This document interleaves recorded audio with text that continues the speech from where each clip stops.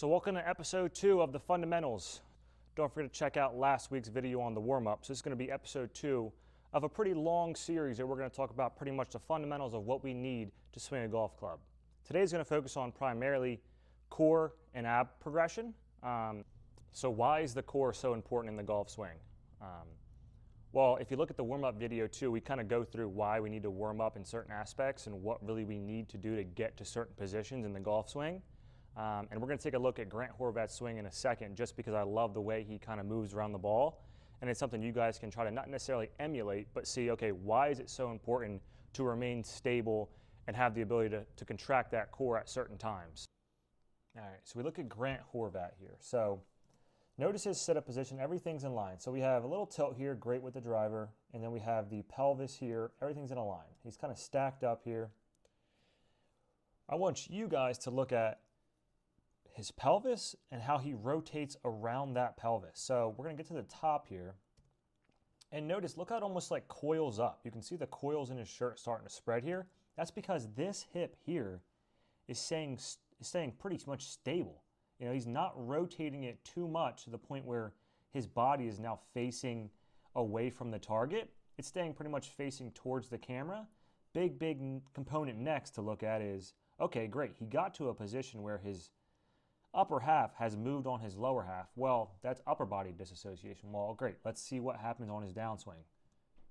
Great. He got that front hip moving prior to starting his downswing. So these are all things that are happening within milliseconds of the golf swing, especially at the top. So pretty much, if you were to look at the best golfers in the world, they do that top sequence, that 0.1 millisecond, better than anyone else. And you can see Grant here, you know, that hip moving first allows him with a bunch of space to get around the ball. And that's because his core, you know, is very good at keeping that stability. So he can move his upper half on his lower half, and he can move his lower half on his upper body pretty much whenever he wants. And this is why he's such a good golfer. So when we get to that back swing here, yeah, great. We're able to move around our hip. Maybe our shoulder can move, our head can turn. But can we keep our core engaged to allow for our hips to start that swing, which is key number 1. Get the hips to start the swing without the upper body coming with it. So there's 4 main exercises we're going to kind of go over.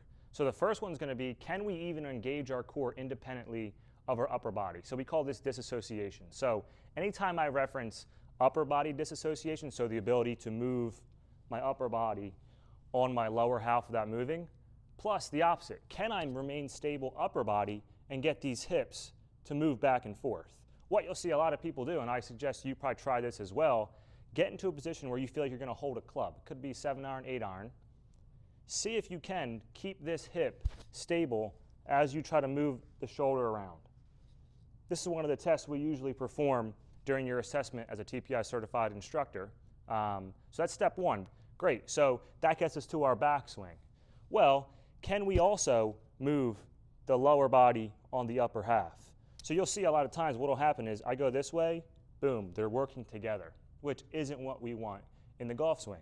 Because think, if I get to my top half here and they move together, where am I at? Well, now I'm over the top, and that's a no-go. So you're going to be slicing things as far right as you can possibly think because of that little part of that missing piece that is disassociation. Versus if I can get to the top and get my hip at least moving, well, look at all this free room I have to go through. Versus if they're together, I can't stay in a good posture, which is next week's episode, is how to maintain good posture throughout. So we're going to go over 4 main exercises today.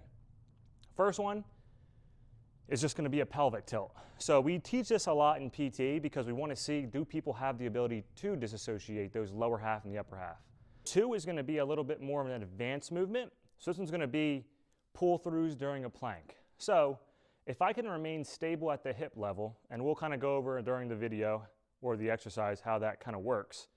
So third exercise is going to be wall sit rotations. So that's going to utilize a little bit of weight. So if you have a med ball, great. If you don't, any type of weight will suffice. So that's our third one. Our fourth exercise is going to what we call chops.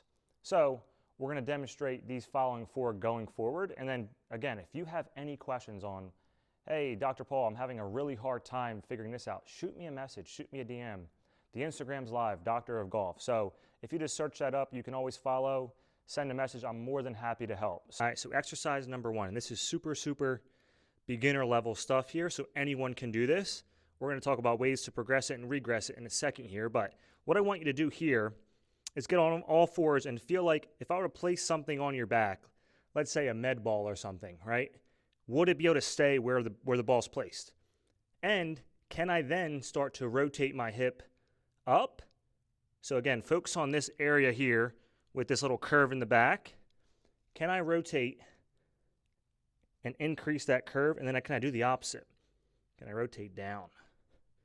And I'm trying to do this without moving my upper body. So a lot of times you'll see this, or maybe like that. You want to focus on just the hip moving. And you'll start to feel a little bit of core kick in as you contract and relax that area. All right, so you got that down. You say, that's pretty easy. I can do a million of those. Well, guess what? Now I want you to feel like you stay in the middle of that position. So I don't want you to arch your back or necessarily rotate the other way. What I want you to do is find that neutral, and all you're going to do is lift one arm up. See if you can keep that neutral. If you can, add the opposite foot. Great, and then go back and forth. Again, this is not an exercise that's going to focus on heavy weight. It's all stability. All right, so we're getting down and dirty here. So this is going to be those plank pull-throughs. So neutral grip here, so I'm going to have my hands just slightly outside of my shoulders here. We're getting to a nice plank position. Our goal, again, is to keep the hip from rotating with the back. So here, I pull through, bring it far enough to where I have to rotate to go grab. And again, your goal is not to do this super fast, but to really work on getting that upper body to rotate. Okay, so let's say the plank was super difficult for us. Well, this is a nice way to start out. So instead of being in that plank here, just drop the knees down, kind of get in that same position that we were doing the tilts in. And this is where you can really focus on, again, trying to keep the lower half from moving. So for this, we're going to be using a med ball. This is going to be exercise number 3, so med ball rotations. With this, we're going to get to a position where we're 90-90, okay? Arms out front. You want to keep this core engaged enough to where I don't have to move my hips. So I'm going to go side to side here without letting those hips kind of drift along with it. So again, this is that upper body disassociation, but our core is really going to work to keep that lower half from moving. Okay, an easier way to regress this. So man, that was really hard to stay in that position. Usually I like to do 30 to 45 seconds. If that's super hard, don't go as low. Boom. So now I can get up here. And it's a little bit easier to rotate. All right, and maybe it's a little bit too easy. Man, I can stay down there forever. Well, this is a 6-pound ball, maybe do a little bit more weight. So that's where we can start to load this exercise. Okay, so exercise number 4. So with this one, it's going to incorporate a lot of things. So we have balance, stability, and a little bit of strength. In this position here, I want you to try to balance on one leg. If that's very difficult, use this right leg as kind of like a tripod back here. Okay, you're going to let this twist you forward. And again, I want you to feel like this hip is not turning at all. Now I can turn my upper half, but again, I'm turning it on the hip. So I'm not letting the hip come with it. All I'm doing is maintaining this stable position here while lifting up. Perfect. If that's good, lift that leg up. See if you got it. You can switch legs on this. If you're having difficulty maybe in the backswing, maybe loading up this hip, that could be a good idea to start that way. And again, we're trying to rotate on the hip. So as we wrap up here, so again, the 4 exercises that we reviewed today is the pelvic tilt. So can we rotate that pelvis independently of the upper half? 2, the wall rotations, depending on what position you're in, depending on how advanced you are. 3, the plank pull through. And then exercise number 4 was those chops. So different variations on how to incorporate some type of rotation while also maintaining the stability that we need. As always, don't forget to subscribe. I'm going to be posting a lot of content over the next few months. Especially under the fundamentals. So this is going to get us to a point where I feel like if you can understand these basic principles here, it's going to allow you to increase your ability to perform well on the golf course. And that doesn't even involve any of the swing changes that we might get into later on down the road. Don't forget to follow the Instagram as well. There I post pretty daily. A lot of it's going to be similar content to this. But again, that allows you to contact me and message me on things that you want to see. So if you're having a really hard time doing certain activities or getting to certain positions, please feel free to DM me and message me. This is what I love to do. So I'm here for you guys. If there's certain things, again, that you want to see, and I'm open ears.